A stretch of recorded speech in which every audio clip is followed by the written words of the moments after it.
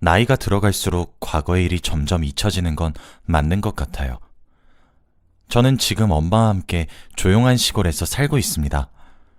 평생 복잡한 서울 한복판에서 살다가 이곳으로 이사를 오니까 너무 좋은 것 같아요.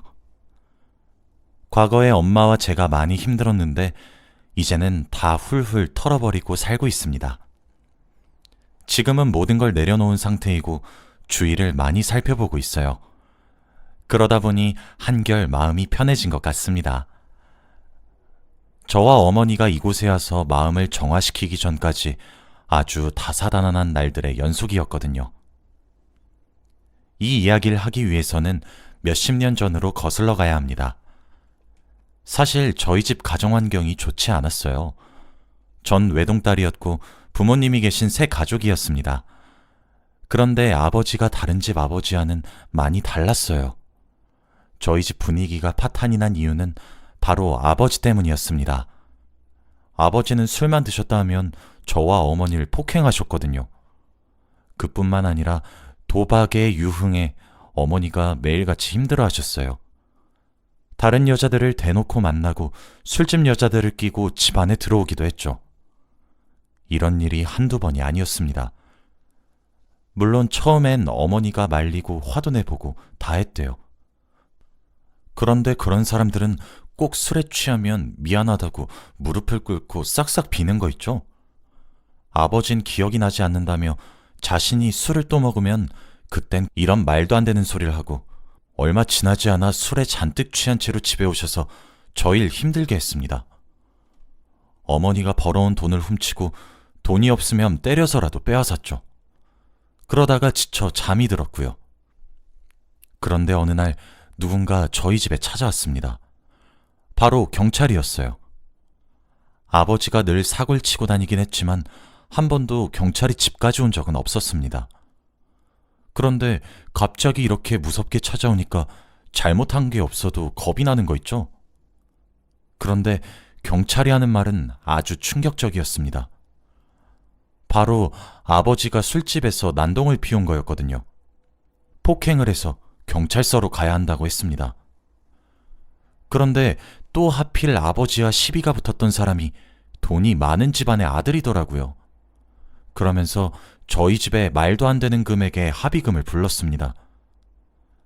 애초부터 그 사람은 돈이 부족하진 않았지만 단순히 아버지와 저희가 고생을 하는 꼴이 보고 싶었던 거죠. 아버지는 결국 화를 참지 못하고 그 사람 얼굴에 또 주먹을 가했고 결국 감옥에 가게 되었답니다. 그 사람은 합의해 주려고 그랬는데 그 기회마저 놓쳤다며 불쌍하게 쳐다봤죠. 그리고 감옥으로 가게 되어서 저와 어머니가 갚아야 할 합의금은 없었습니다. 자연스럽게 어머니와 아버지는 이혼을 하게 되었고 전 어머니와 단둘이서 살게 되었죠. 아버지 하나 없을 뿐인데 삶이 정말 행복했어요. 어머니와 단둘이서 살면서 포근하고 집안의 분위기가 완전 바뀌었습니다. 이제 얼추 가정집의 분위기를 갖추어 가고 있었죠. 그때 전 20대 초반이었고 이제 돈을 벌어 어머니를 호강시켜드리겠다는 생각밖에 없었습니다. 어머니는 저와 단둘이서 산 지 얼마 지나지 않아 많은 남자들을 만나고 다녔어요. 제가 봐도 저희 어머니는 얼굴도 작고 눈도 커서 또래 아줌마들에 비해 예쁘신 편입니다. 그런데 거기다가 괴롭히던 남편까지 없으니 하고 싶은 거 다 하고 다니셨죠. 어머니는 매번 사귀는 남자친구가 바뀌시더니 이번엔 오래 만나더라고요. 그런데 만난 지 6개월도 채 되지 않아 저에게 재혼을 한다고 했습니다. 지금 만나는 남자랑 결혼을 하겠다고 하면서 말이죠. 전 너무 놀랐고 감옥에 간 아빠에 대한 기억이 완전히 없어지지도 않았고 어머니와 단둘이서 사는 게 아직 좋은데 갑자기 새아빠가 생긴다고 하니까 당황스럽더라고요. 그래도 어머니가 그 남자를 만나고 웃음이 많아진 것을 알고 있었기에 어머니의 행복을 위해서라면 그 결혼을 반대하고 싶진 않았습니다. 그리고 저는 새아빠가 될 사람을 처음 보았는데 굉장히 놀랐어요. 왜냐하면 굉장히 어리셨거든요. 저도 제 친구들 아버지를 가끔씩 뵈면 대충 나이대를 다 알잖아요? 그런데 새아빠가 되실 분의 나이는 어머니와의 나이 차이보다 저와 나이 차이가 얼마 나지 않았습니다. 아빠가 아니라 삼촌이나 오빠라고 불러야 될 것 같은 외모였죠. 그래도 당황하지 않고 인사를 드렸고 어머닌 속전속결로 혼인신고를 진행했습니다. 새아빠가 저희 집에 들어오고 나서 굉장히 분위기가 많이 바뀌었어요. 친아빠가 감옥에 가시고 어머니와 단둘이서 살면서 그래도 분위기가 많이 바뀌었다고 생각했지만 새아빠가 들어오시고 나서 아주 화목한 가정으로 바뀌었습니다. 어머니도 굉장히 많이 웃었고 두 분이 정말 운명인 건지 금슬도 아주 좋았거든요. 그리고 새아빠가 나이가 어리시니까 저와 대화도 아주 잘 통했어요. 고민 상담도 몇 번 하고 제 입장도 헤아려 주시며 말을 해주니까 너무 좋은 거 있죠? 그때까지는 어머니의 재혼을 긍정적이게 보고 있었습니다. 그런데 이 생각은 얼마 가지 못했어요. 어머니가 재혼하고 나서 알았는데 새아빠가 모아둔 돈이 단 한 푼도 없다고 합니다. 그래서 어머니와 연애를 할 때부터 어머니가 준 용돈으로 살았대요. 그리고 지금도 일을 해도 얼마 벌지 못해서 여전히 어머니가 용돈을 준다고 합니다. 저는 그 말을 듣고 기겁을 했습니다. 그리고 지금도 제대로 된 직업은 아니지만 여기까지 자리 잡을 때까지 어머니가 준 돈으로 생활을 했던 것이죠. 지금은 새아빠가 돈을 버시면 술 먹고 노는데 다 쓰세요. 그래서 생활비는 어머니와 제가 충당합니다. 그런데도 어머니는 새아빠가 자신의 비타민이라며 없으면 안 된다고 했죠. 고생하시면서도 새아빠를 좋아하시는 어머니를 보니까 괜찮다고 생각했습니다. 어머니가 힘들게 돈을 벌어오는 만큼 새아빠가 저희 어머니한테 많은 힘이 되어주니까요. 그래서 저는 슬슬 자취를 하기 시작했습니다. 두 분 금슬도 아주 좋아 보였고 취업 준비를 해야 했기에 집에서 멀리 떨어진 서울로 올라가서 공부를 하기 시작했어요. 고시원에서 살면서 하루 종일 공부만 했던 것 같습니다. 그래서 그런지 제가 집안 사정에 무관심했나 봐요. 제가 공부에만 매진을 한다고 어머니 연락도 무시한 채 집에도 잘 안 내려갔습니다. 그런데 제가 그럴 동안 저희 집에 아주 큰 문제가 생겼다고 하더라고요. 바로 새아빠의 불륜이었습니다. 새아빠가 다른 여자와 바람이 나고 말았대요. 그리고 지금 새아빠가 어머니한테 이혼을 해달라며 매달리고 있다고 합니다. 몇 달 전까지만 해도 사이가 좋던 두 분이 이러고 있다고 하니까 너무 당황스럽더라고요. 저는 바로 본가로 가는 기차표를 끊어서 달려갔고 집에서 울고 있는 엄마를 보았습니다. 그리고 엄마는 너무 슬프고 여자로서 자존감도 바닥을 치지만 이혼만큼은 해주기 싫대요. 이혼을 하고 둘이서 알콩달콩 살 모습을 상상하면 억장이 무너진다고 합니다. 저는 며칠간 어머니를 위로했고 새아빠는 집에 들어오지도 않으시더라고요. 새아빠가 만나는 여자는 나이가 엄마보다 많은 거의 할머니급이래요. 정말 더럽고 치사했습니다. 그렇게 생활비며 옷이며 등등 다 지원을 해주었는데 결국은 어머니보다 더 돈 많고 나이 많은 사람이랑 놀고 있었다는 거잖아요. 전 그때 어머니가 너무 불쌍했고 안쓰러웠어요. 그리고 제가 정말로 아빠 복이 없다는 것을 다시 느꼈습니다. 새아빠는 단순히 그 여자가 자기한테 투자도 많이 하고 저희 어머니보다 용돈도 많이 줘서 넘어간 것 같아요. 그리고 더 뻔뻔한 게 새아빠와 바람이 난 여자가 어머니한테 연락이 왔다고 합니다. 이혼해달라고 하면서 말이죠. 거의 그 사람보다 아들뻘인 사람인데 어떻게 사랑을 할 수가 있나요? 자기도 돈만 없었으면 새아빠를 만나지 못했다는 것을 알고 있을 텐데 말입니다. 어머니는 그 연락을 받고도 절대 이혼해 줄 수 없다고 못을 박았고 그 뒤로 새아빠는 집에 들어오지도 않는데요. 결국 이런 냉전 상태가 지속되었습니다. 저는 혼자 있을 어머니가 걱정이 되긴 했지만 어머니도 많이 바쁘셨기에 매주 주말에만 내려가는 걸로 하고 평일에 다시 서울로 올라가서 공부를 열심히 했어요. 그리고 그렇게 몇 년이 흐른 것 같아요. 새아빠는 아주 가끔씩 짐을 찾으러 집에 들어왔고 아마 불륜을 일으킨 그 노인네 아줌마랑 살림을 차린 것 같더라고요. 그리고 어머니도 이제 많이 덤덤해져서 새아빠가 집에 잠깐 들어와서 짐을 챙기고 나갈 때까지 아무 말도 하지 않는다고 합니다. 저도 몇 년 동안 취직에 성공했고 이제는 일자리에 적응이 되어서 후배까지 두고 있는 사람이 되었죠. 이제 일도 적응이 되었고 나이도 많이 차서 이제 슬슬 결혼을 해야 할 때가 되었습니다. 그리고 저는 마침 결혼을 약속한 남자도 있었어요. 만난 지도 오래되어서 이제 결혼을 허락받기 위해 인사를 드리러 갔습니다. 예비 신랑도 저희 집안 사정을 다 알아서 저희 집에 갔을 때 왜 어머니만 계시는지 다 알아요.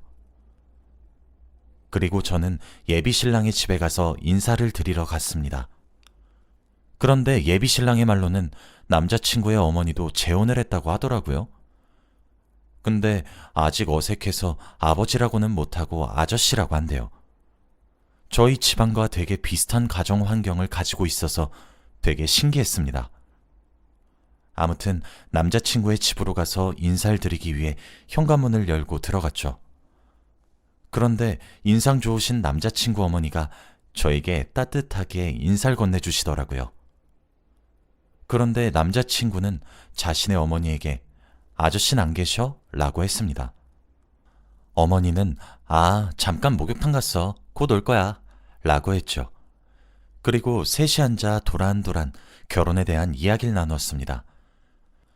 그런데 시간이 1시간, 2시간이 지나도 남자친구의 새아버지분은 오시지 않더라고요. 어쩔 수 없이 저는 다음에 인사를 드리겠다고 한 뒤 집으로 갔습니다. 그리고 남자친구는 저를 집에 데려다 주면서 자기도 아저씨랑 안 친하다고 솔직하게 말을 꺼내더군요. 결혼하면 아마 볼 일 없을 거라고 했습니다. 그리고 오늘 인사를 드리러 갔을 때 어머니가 저에게 너무 잘해주셔서 결혼을 더 하고 싶기도 했어요. 저를 딸처럼 여겨주시면서 이거 먹어라 저거 먹어라 하며 밥에 반찬을 가득 올려주셨습니다. 그렇게 결혼은 속전속결로 진행되었고 신혼집에 입주를 하게 되었죠. 집을 구하다 보니 자연스럽게 시댁과 가까운 곳으로 잡게 되었고 저흰 그래도 만족스러웠습니다. 제가 아는 시어머니는 갑자기 찾아오고 그럴 분이 아니실 거라고 생각했으니까요. 그런데 그건 저만의 착각이었습니다. 시어머니는 틈만 나면 저희 신혼집에 찾아오셔서 한참을 있다가 가셨어요. 그리고 저는 밥도 차리고 청소도 하고 어머니 말동무도 해드려야 하니까 많이 힘들었죠. 저도 일을 하는 사람이니까 출근을 하면 저희 집에 안 오셔야 하는데 출근을 해도 아랑곳하지 않고 계속 오셔서 잔뜩 놀다가 가시더라고요. 어머니가 낮 동안 어질러 놓으신 물건들은 저와 남편이 다 치워야 했습니다. 그런데 어머니가 저희 집에 들락날락 하신 뒤부터 자꾸 없어지는 물건이 하나 있었습니다. 지금 생각해봐도 어떻게 저에게 이런 일이 일어났나 싶어요. 그런데 처음에는 하나씩 없어지더니 나중에는 아예 2개, 3개씩 없어지는 거 있죠? 예쁘고 좋은 것들만 없어지니까 환장할 노릇이었습니다. 처음에는 세탁하다가 실수로 떨어뜨리거나 집안에서 잃어버린 줄 알고 온 집안을 다 뒤졌어요. 그런데 제 속은 전혀 보이지 않더라고요. 그래서 새로 사고 다시 잃어버리고의 반복이었습니다. 남편에게 이야기해보니 남편도 답답할 노릇이라고 했죠. 그리고 저희 집이 꽤 많이 고층이라서 도둑도 들 일이 없었습니다. 빨래도 제가 하니까 어디서 없어지는지 알 틈이 없었죠. 그런데 그때 머릿속에서 딱 한 사람이 스쳐 지나갔습니다. 바로 저희 시어머니였어요. 저와 남편이 낮에 출근을 하면 항상 저희 집에 와서 잔뜩 놀다가 가십니다. 그런데 퇴근을 하고 집에 돌아오면 낮에 있던 시 밤에는 없어져 있어요. 그래서 제가 어머니한테 정말 죄송하지만 말씀드린 적이 있습니다. 당연히 시어머니는 화를 불같이 내면서 자신을 변태로 본다면서 노발대발 하셨어요. 그래서 말을 더 꺼낼 수 없었습니다. 그런데 그렇게 제가 한번 말씀을 드리고 나서 바뀐 게 있었어요. 바로 잃어버린 지 한두 개씩 다시 돌아왔습니다. 마치 빌려간 다시 돌려준 것처럼 지금까지 없어졌던 중 몇 개가 돌아와 있더라고요. 그러면서 다시 하나 빌려가고 하나 놔두고 하는데 무슨 제가 대여하는 것도 아니고 환장하겠더군요. 그리고 마음속으로는 솔직히 시어머니라고 확정은 했습니다. 심증은 있는데 물증은 없는 상황이라서 제가 어떻게든 증거를 찾아야 한다고 생각했죠. 남편한테 말을 하면 자신의 엄마를 도둑으로 몰았다고 화를 낼 것 같아 저 혼자 해결을 하려고 했습니다. 그리고 저는 시어머니한테 목욕탕을 같이 가자고 했어요. 원래 시어머니가 재혼하신 남편분이랑 목욕탕을 자주 간대요. 두 분 다 사우나를 좋아하셔서 자주 간다고 합니다. 그래서 제가 가자고 권유하니 너무 좋아하시더라고요. 그러면서 같이 목욕탕이 들어가기 전에 시어머니가 저와 사물함 위치를 다르게 하려고 하는 겁니다. 계속 저와 멀리 떨어진 곳에 자리를 잡고 거기에 옷을 넣어두려고 했죠. 제가 졸졸 따라다니면서 어머니 같이 가요 라고 하면 자기 따라오지 말라면서 목욕탕 안에서 만나자고 했죠. 그리고 저는 어머니와 떨어진 곳에서 어머니 사물함으로 갔어요. 그런데 어머니는 제가 잃어버린 옷을 입고 있었습니다. 딱 봐도 제 거였어요. 저는 거기다 대고 어머니! 역시 입고 계셨네요 라고 화를 냈습니다. 그런데 어머니는 아니라고 제품이 똑같은 거 아니냐며 노발대발 하시더라고요. 제 건 실밥이 풀려 있는데 시어머니가 입고 계신 것과 똑같았어요. 저 옷에 풀려 있는 실밥이 시어머니가 입고 있는 똑같은 위치에 실밥이 풀려 있더라고요. 그리고 시어머니는 저에게 들키고 할 말을 잃으셨죠. 그러면서 저에게 어이없는 말을 하시기 시작했습니다. 아니, 요즘 젊은 애들 너무 예뻐서 내가 사려고 하니까 가격이 너무 비싸더라고. 그리고 내가 지금 사는 남자랑 요즘 사이가 워낙 안 좋아서 이런 예쁜 옷 입으면 관계가 좋아질까 싶어서 그랬어. 잠깐 빌리고 내일 빨아서 도로 갖다 놓을게. 이게 말이 되는 건가요? 그걸 어떻게 빌려줍니까? 저는 말도 안 되는 소리라고 소리를 지르며 제가 몇 달 동안 소득 때문에 얼마나 마음고생했는데 그 범인이 시어머니라뇨. 저희는 여탕에서 소리를 고래고래 지르며 싸우댔고 결국 주인 아줌마로 인해 싸움이 멈추었습니다. 그리고 저희의 이야기를 들으시고 다들 시어머니한테 손가락질을 하기 시작했죠. 저는 다음날 바로 시댁으로 쳐들어갔습니다. 지금까지 잃어버렸던 되찾아오기 위해서 말이죠. 그리고 저는 시댁에서 충격적인 사람을 보고 말았습니다. 바로 저의 새아빠였어요. 그런데 그 옆에는 시어머니가 있었습니다. 도대체 이게 어찌된 영문인지 저는 말문이 턱 막혔고 다리에 힘이 풀리더라고요. 그리고 속옷을 찾겠다는 그 생각은 이미 사라진 지 오래였습니다. 새아빠도 절 보자마자 놀라셨어요. 저희가 결혼식을 올리지 않고 혼인신고만 해서 제대로 남편의 새아빠를 뵌 적이 없는데 남편의 새아빠가 저의 새아빠라뇨. 알고 보니 어머니와 살 때 만나던 나이 많은 여자가 바로 시어머니였습니다. 저희 어머니한테 이혼하라고 협박을 하던 여자도 시어머니였죠.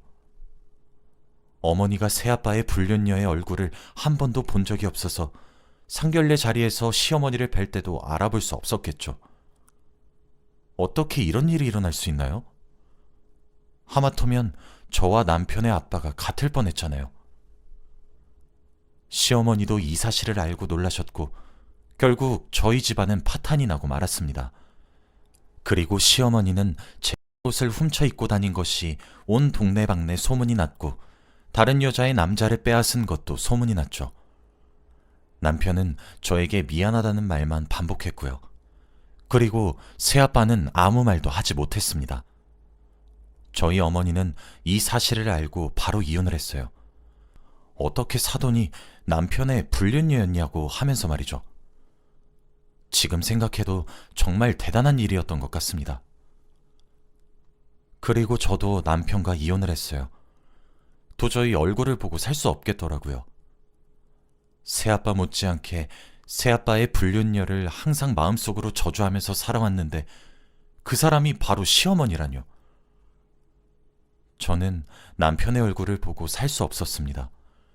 계속 시어머니가 생각날 것 같았거든요. 남편도 저를 말리지 않았고 저는 제 어머니와 함께 시골에 내려와서 살기 시작했어요. 이제 좀 조용한 곳에서 살고 싶었거든요. 어머니도 너무 만족해 하셨고 저도 이 시골이 너무 마음에 듭니다. 아는 사람 하나 없이 새로 시작하는 기분이었거든요. 지금은 그 일이 있고 나서 몇 년이 지났어요. 이렇게 웃으면서 과거의 이야기를 할 수 있게 된 것도 얼마 되지 않았습니다. 여러분도 혹시 저 같은 일을 겪으신 적이 있으신가요? 저의 이야기는 여기까지입니다. 들어주셔서 감사해요.